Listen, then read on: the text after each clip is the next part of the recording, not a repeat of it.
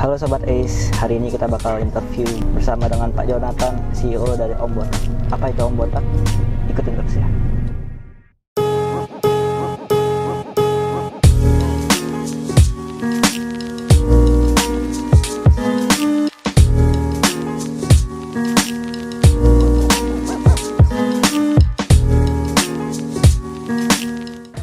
Halo Sobat Ace Commerce, kali ini kita bersama salah satu entrepreneur sukses yaitu Pak Jonathan dari CEO Om Botak. Unik juga ya namanya Om Botak ya. Kalau kita dengar Om Botak, apa sih nih Om Botak? Saya juga penasaran sebenarnya Om Botak itu apa sih? Nama saya Jonathan, tapi biasa lebih kenal sebagai Om Botak.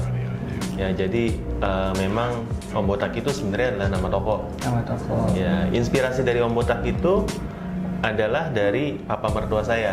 Jadi saya sebenarnya agak kurang ajar sebenarnya.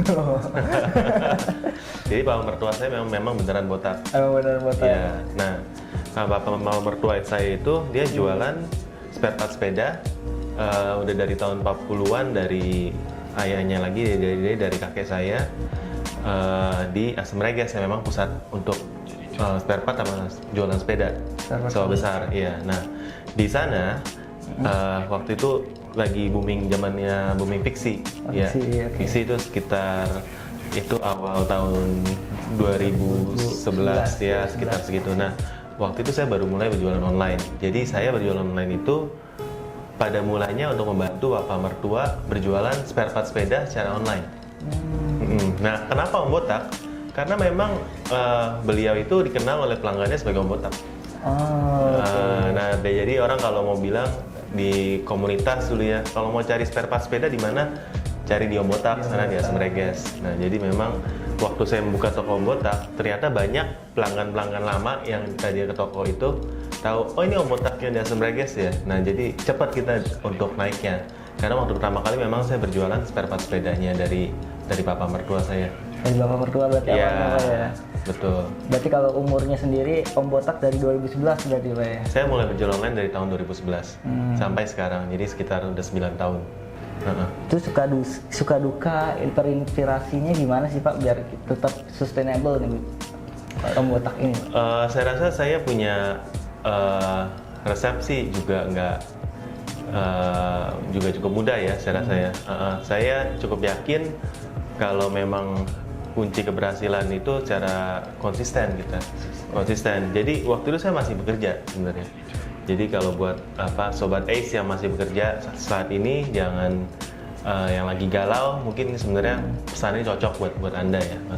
Nah, waktu saya bekerja itu, saya tuh lihat dan perhatikan bahwa saya tuh punya 3 ciri-ciri untuk menjadi pengusaha. Ya, 3 ciri-ciri. Nah, waktu saya ketemu 3 ciri-ciri itu, saya berasa memang saya cocok jadi pengusaha, bukannya karyawan. Jadi pertama, saya itu nggak suka bangun pagi sebenarnya. Nggak suka bangun pagi. Ya, kalau dulu kan saya kerja di kantor kan, saya tinggal di Tangerang, ya mesti ke Jakarta. Saya masuk kantor itu paling pagi. Ya, malah disuruh bantu bersih-bersih dulu sebelum bekerja. Oke, kayak SMA ada tiketnya gitu Pak. Ya, karena memang kita kan namanya tinggal di luar Jakarta kan harus agak pagian ya. Beda 10 menit aja udah bisa telat sampai kantor. Nah, jadi saya tuh nggak suka bangun pagi pertama. Ya, kedua saya itu nggak suka disuruh-suruh sama atasan. Ya, sama bos saya nggak suka disuruh-suruh. Maunya kemauan saya sendiri. Nah, saya jadi cukup yakin kalau dari 2 itu saya ada. Nah, yang ketiga ya biasanya mungkin Sobat Ace juga punya ya. Yang ketiga itu saya nggak suka kalau gajinya kecil. Nah, jadi kalau punya 3 tipe itu saya rasa cuman cocoknya jadi pengusaha ya. Jadi dari sana saya mau terinspirasi tuh, wah saya kayak cocok nih jadi pengusaha, ada bakat saya pikir. Ya, pas ada bakat itu saya memberanikan diri buat resign sih. Waktu itu saya masih kerja. Jadi dari tahun 2011 sampai 2015 saya masih galau, masih antara jualan online, tapi saya juga masih kerja, posisi udah bagus gitu ya. Saya nekat resign gitu. Suatu keputusan yang besar juga gitu Pak ya? Ya, jadi memang harus ada resiko sih, karena saya berpikir kalau saya mengerjakan online sambil kerja, ya memang bisa jalan, tapi dua-duanya nanggung gitu ya. Nanti ya kan kita waktunya terbatas ya. Betul. Begitu sampai kantor dulu itu saya malah begitu sampai kantor malah buka situs jualan, situs Tokopedia, Bukalapak ya. Bukannya fokus kerjain kantor begitu nyampe ya. Jadi begitu saya pikir wah ini udah nggak bener nih. Saya ngantor gitu nyampe sana udah bukanya udah bukan kerjaan kantor. Yang kedua juga waktu jam istirahat kita pergunakannya buat packing barang-barang orderan. Packing barang-barang orderan. Habis itu kita antar ke JNE yang ekspedisi yang ada di dekat-dekat kantor. Jadi udah mulai cukup berasa orderannya. Juga karirnya juga nggak berkah karena kan nggak maksimal di sana. Betul, harus maksimal. Jadi akhirnya saya mengambil keputusan buat resign di sana di tahun 2015. Di tahun 2015. Yes. Dan setelah resign akhirnya saya memutuskan buat ya fokus jalanin online dan hasilnya sampai sekarang ya berkembang gitu. Jadi tadinya mulai bantu jadi dari jualan spare part sepeda ya, lalu saya mulai jual buku bekas karena tempoh hari nggak ada modal. Jadi saya jual komik bekas yang ada di rumah. Nah habis itu dari komik orang mulai nanya-nanya buku, saya mulai jual buku bekas. Akhirnya kita mulai jual buku baru sampai sekarang. Lalu juga barang-barang lain pengembangannya seperti kita jual payung, lalu mulai ke jas hujan, dan sekarang kita ada lebih dari 3.000 produk sih, gitu. Tapi mainnya lebih kayak ke payung dan jas hujan. Yes, payung dan jas hujan juga. Waktu itu kan memang ada teman ya, maksudnya bilang tolong jualin dong barangnya saya bilang ya oke, ya kita coba-coba aja ya. Waktu itu lagi booming payung 3 dimensi. Payung 3 dimensi. Payung 3 dimensi itu kalau payung yang kena basah dia itu ada motifnya. Oh iya, sempat jadi kayak keluar motifnya gitu ya. Sampai sekarang juga memang payung itu cukup best seller gitu ya. Dan memang payung-payung itu adalah payung import kan ya. Yang zaman dulu itu hanya bisa dapatkan secara online. Karena kalau di kaki lima susah tuh cari barang-barang unik seperti itu. Iya, agak langka itu payung barang-barang kayak gitu. Tapi di Om Botak ada berarti itu Pak ya? Ada. Dan memang setelah payung 3 dimensi, jadi kita ikutin trennya payung yang kita lihat bahwa ada model baru lagi nih payung. Waktu itu kita masukin payung terbalik. Payung terbalik. Payung terbalik itu kita yang pertama kali masukin ke Indonesia dan juga pertama kali menjual itu secara online. Iya, jadi waktu kita masuk itu tahun 2017, bahkan sebelum 2017, itu booming tahun 2017. Jadi kita masuknya tahun 2016. Kita yang pertama kali masuk berjual itu secara online. Jadi waktu ketika payung itu booming, kita sudah sangat siap dari sisi reseller, dari kesiapan stok, dari kesiapan packing, karena kita harus packing payung itu kan panjang ya. Jadi kita buat dus khusus supaya ketika dikirim lewat ekspedisi payung itu nggak patah. Karena memang kalau dari seller-seller yang baru yang memang belum pengalaman, packingnya juga mereka kurang paham. Jadi ketika dikirim ekspedisi patah, begitu. Jadi memang semuanya itu kita berani menjadi yang terdepan dan bisa membaca tren yang nanti akan terjadi dalam kategori bisnis kita. Seperti kalau kita dari payung dan sekarang kita create merek sendiri, yaitu merek Tabasa. Nah, sekarang udah punya merek sendiri berarti. Ya, jadi kita mulai kembangkan bisnis kita. Ini juga 3 dimensi nih, kalau misalnya dia basah nih nanti warnanya berubah. Ini langka ya, cuma ada di Om Botak doang berarti nih ya? Ini hanya dijual online. Hanya dijual online. Jadi memang kita menciptakan suatu brand itu pelan-pelan ya. Jadi dari kita berjual merek orang, lalu ketika kita melihat pasarnya, kita melihat wah ini memang ada peluang untuk lebih dikembangkan, baru kita mulai masukin dari merek kita sendiri. Dan merek sendiri juga karena memang kita bangunnya dengan merek yang kualitas yang bagus ya, orang-orang mulai kenal. Bahkan saya mendapat laporan dari teman-teman, banyak yang cari di toko grosir buat payung. Padahal ini hanya kita jual eksklusif di online gitu. Cuma di eksklusif di online aja ya Pak? Iya. Bahkan sampai beberapa department store juga menjadi partner kita dalam distribusi sekarang. Oke, sampai ada partnernya sekarang berarti Pak? Ada, iya. Tapi kedepannya bakal ada offline store-nya apa nggak sih Pak kalau ini Pak? Kira-kira?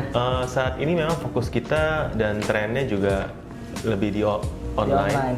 Kalaupun offline juga mungkin nantinya kita rencana membangun lebih ke hanya seperti showroom aja sih. Showroom aja.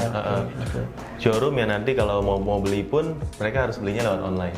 Biar secara eksklusif gitu Pak ya? Iya, karena kita melihat bahwa zaman sekarang kan buying habit dari orang-orang juga berubah ya.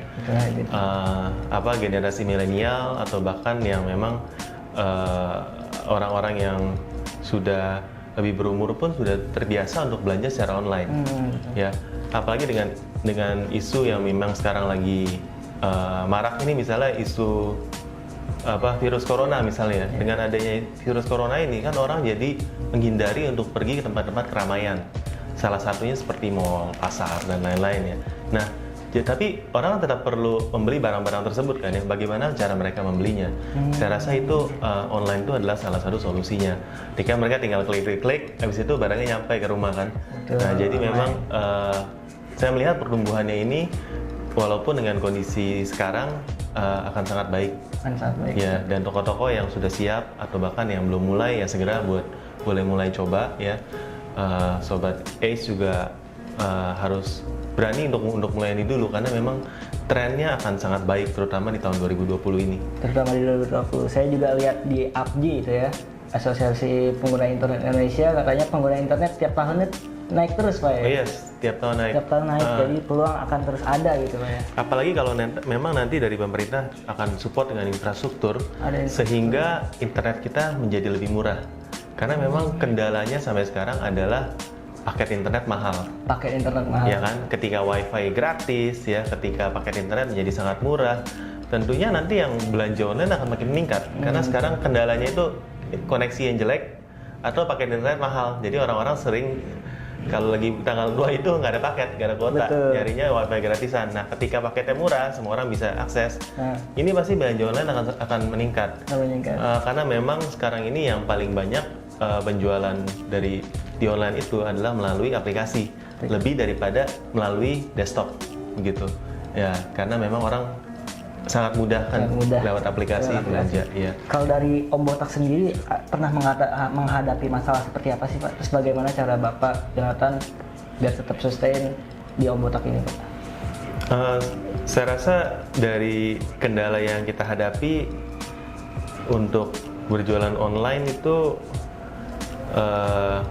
lebih ke ini sih, bagaimana menghadapi persaingan harga. Ya.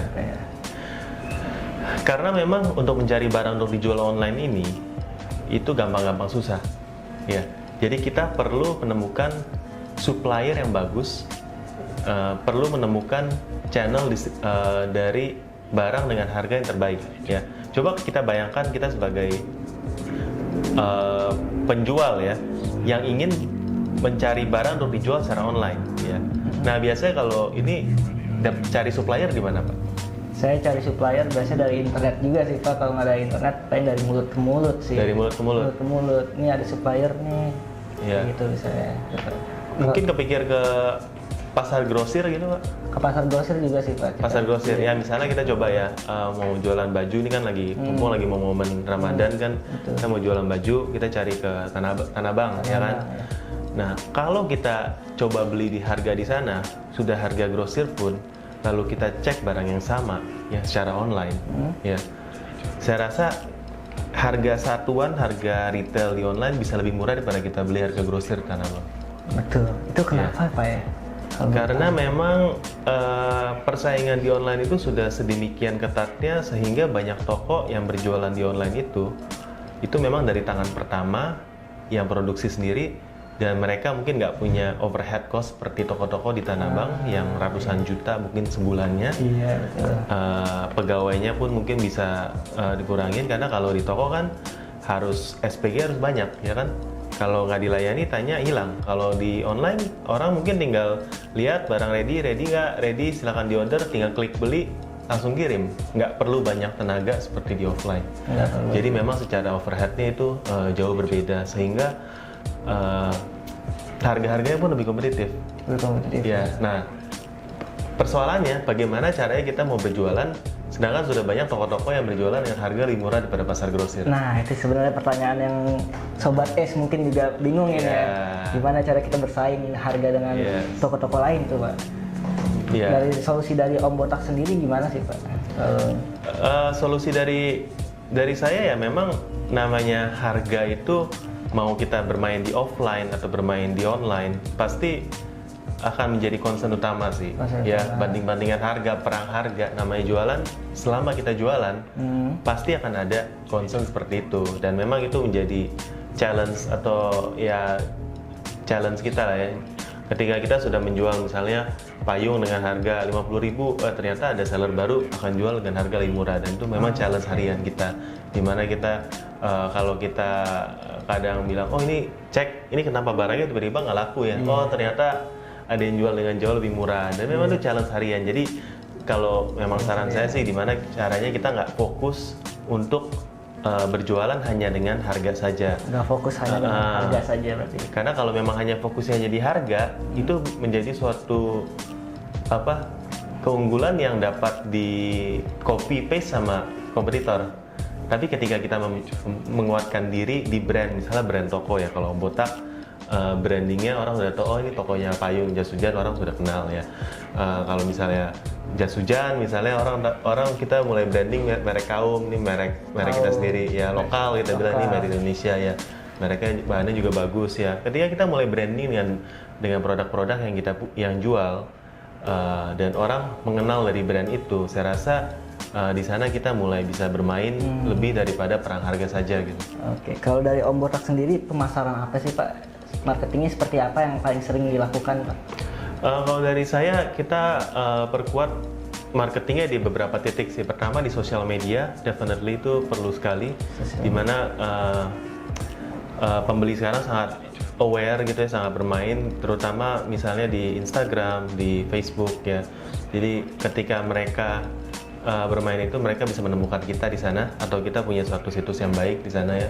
Lalu juga bermain secara top of line sama below the line ya. Above the line yang dimana kita push secara promosi dari atas ya. Jadi kalau itu biasanya kita bekerja sama dengan marketplace ketika mereka sedang ada campaign, misalnya campaign Ramadan, campaign 11-11, 12-12, kita ikut bersama mereka, sama-sama ikut campaign. Jadi above the line kita akan push supaya orang kenal dari brand kita, kenal dari toko kita. Kalau below the line kita mencari reseller sebanyak-banyaknya. Jadi reseller, berarti Om Botak juga open untuk reseller berarti Pak ya? Kita juga open buat reseller, terutama untuk produk-produk yang kita punya memang harganya sangat bersaing dan juga mereknya juga bagus. Jadi pertama kita kuatkan dari social media, of course ya zaman sekarang. Lalu dari reseller bawah, dan di atasnya kita push dari promosi dari atas. Jadi orang ketika sudah kenal, sudah pengen ada suatu keinginan untuk beli, carinya pun mudah, ada di mana aja dan di semua kota gitu. Oke, interesting sekali ya. Terus kalau misalkan ini kan Om Botak emang base-nya untuk online berarti Pak ya? Iya. Seberapa besar sih impact sosial media untuk pemasaran Om Botak itu sendiri? Paling besar berarti dari sosial media berarti Pak ya? Kalau untuk dari penjualan, kita hampir sebagian besar itu adalah lewat marketplace. Marketplace. Iya. Kenapa lewat marketplace? Ya saya rasa memang sekarang ini adalah zamannya marketplace ya. Dimana mereka itu adalah perusahaan startup dan mereka itu lagi quote-unquote bakar duit gila-gilaan dengan promosi ongkir, cashback dan lain-lain ya, sehingga menyebabkan traffic ke marketplace ini juga sangat tinggi dibandingkan dengan website pribadi. Jadi memang kalau lihat dari situasinya sekarang, saya menyarankan lebih baik fokus di marketplace sekarang. Fokus di marketplace. Fokus di marketplace, tapi memang kalau sudah punya channel sendiri, ya silakan dimanfaatkan itu juga lah, definitely ya. Oke, interesting. Pertanyaan terakhir nih Pak, tadi kan kita juga udah dapat insight banyak dari Pak Jonathan ya. Iya. Kalau dari Pak Jonathan sendiri, boleh menyampaikan pesan untuk para entrepreneur yang baru mau mulai mencoba usahanya, pesan apa sih Pak yang akan Bapak berikan pada mereka? Baik, bagi kamu yang baru mencoba, ya, yang bagi kamu yang baru bertanya-tanya mau jual apa, ya, mau mulainya bagaimana, ya saya rasa saran saya jangan ragu untuk memulai. Terlebih dahulu dicoba aja ya, karena memang kalau nggak dicoba nggak ada yang tahu seperti apa nantinya.